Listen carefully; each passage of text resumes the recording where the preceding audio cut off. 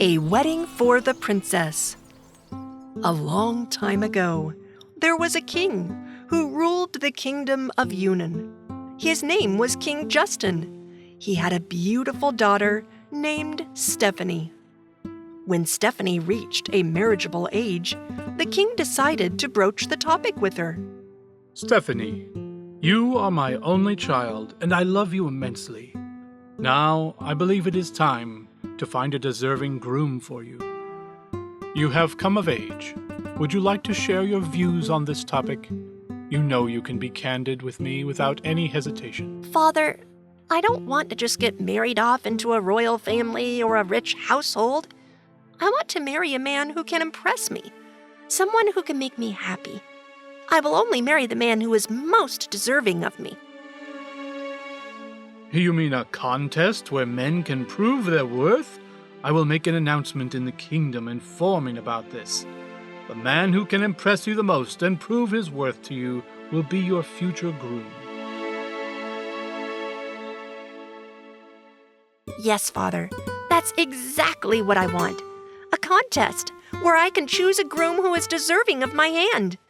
I would like to see how far someone would go to prove their worth to me.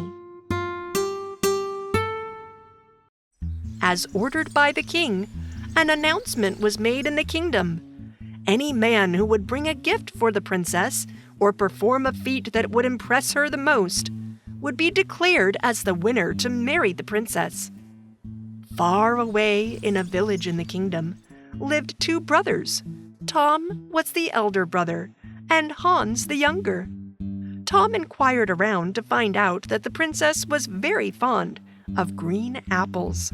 Luckily, their village was the only one in the kingdom renowned for its green apples. Tom decided to offer green apples from his orchard as a gift to the princess. He informed Hans about his plan. Hans, I've found that Princess Stephanie has a liking for green apples. I would like to marry her. Hence, I've decided to take a carriage full of green apples with me to the royal palace. I'm pretty sure she will be impressed by my gift and choose me.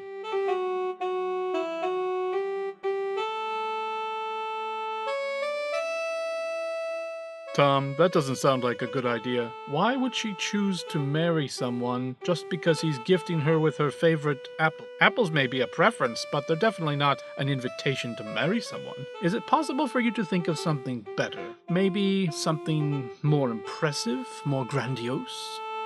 What do you know about impressing a girl? Has any girl ever bothered to speak to you? I'm convinced that Princess Stephanie will be carried away by my gift and choose to pick me as her groom.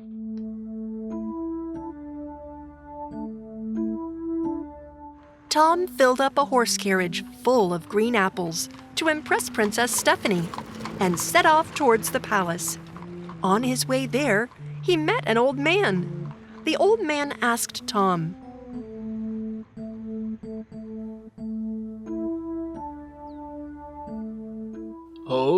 Hold on, young fellow. Stop the carriage. Could you drop me a bit further ahead in your carriage?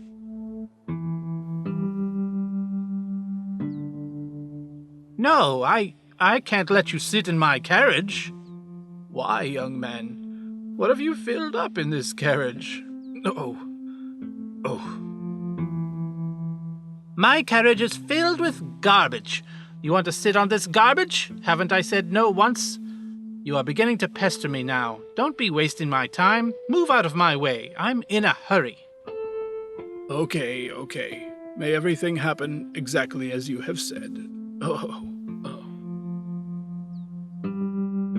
On reaching the palace, when Tom looked at the contents of his carriage, he found garbage instead of apples. The king was furious at Tom and sent him to prison. Tom's younger brother, Hans, was an ethical and sincere man. After a few days, when Tom did not return home, Hans grew worried. It's been many days and Tom hasn't returned. I hope nothing bad has happened to him. I think I should go to the palace and find out what happened to Tom. Hans set off for the palace on his horse. On the way, he encounters the same old man. Hans stops on seeing him and asks him, Sir, would you happen to know anything about my brother? I've been looking for him. Could you describe your brother? Maybe then I could offer you some information. Some days ago, he had traveled his carriage using this exact same route. He has long hair and an arrogant attitude. Yes, now I remember. Hot-headed fellow. Didn't even know how to talk politely. But, son, even though I did see him pass this way, I never saw him return. I always sit here, so I can say that with conviction.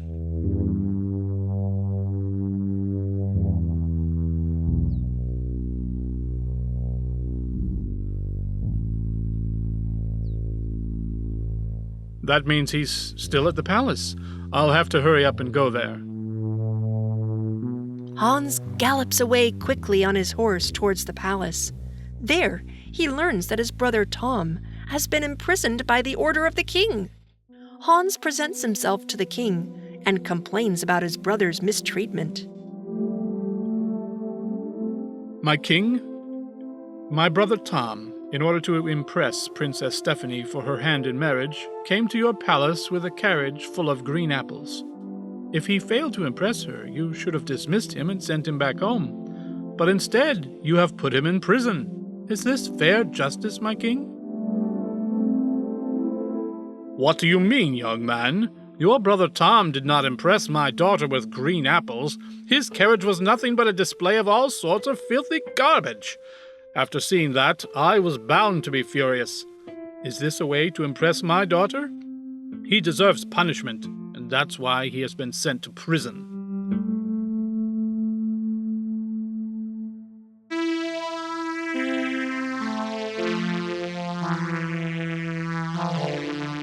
You tell me, my king, is it even remotely possible for anyone in this kingdom to present garbage to the princess? There is definitely some misunderstanding here. I apologize on behalf of my brother. If for any reason my brother has hurt the sentiments of you or the princess, I apologize. Please set my brother free. Not only will I release your brother, I will let you marry Princess Stephanie as well. But first, you must get a griffin's feather for me.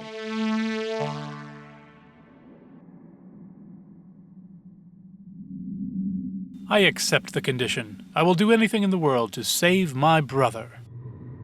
The griffin was a Garuja-like bird, but its body was that of a lion. In Yunnan, it was considered a feared creature. Hans set off to search for the griffin. After searching for a long time, he comes to know that the creature lives in a cave that appears just after crossing the river. On the other side of the river, he meets a man. He informs Hans, The path you have taken leads to a very dangerous creature called the Griffin. Better not go that way. You may be killed. Hans listens to him, but continues on his journey. He reaches the Griffin's habitat.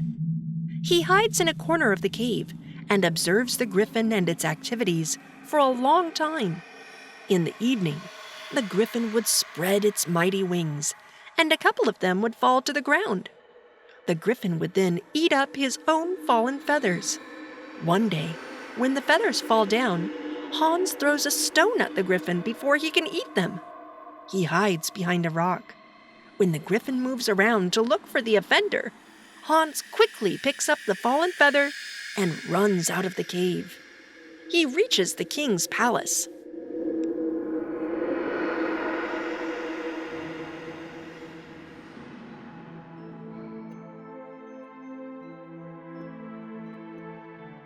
Please take this, my king. I have fetched you the feather of that dreaded creature, the Griffin. Now please, I request you to release my brother. You have achieved what no one else could ever achieve. For sure, you are not only brave, but smart as well. I will release your brother, and you will be married to Princess Stephanie. Not only was Hans reunited with his brother, he also got to marry Princess Stephanie. everything comes to those who never give up. The end. If you enjoyed this story, please like and subscribe our channel and press the bell icon to get future updates. And don't forget to comment.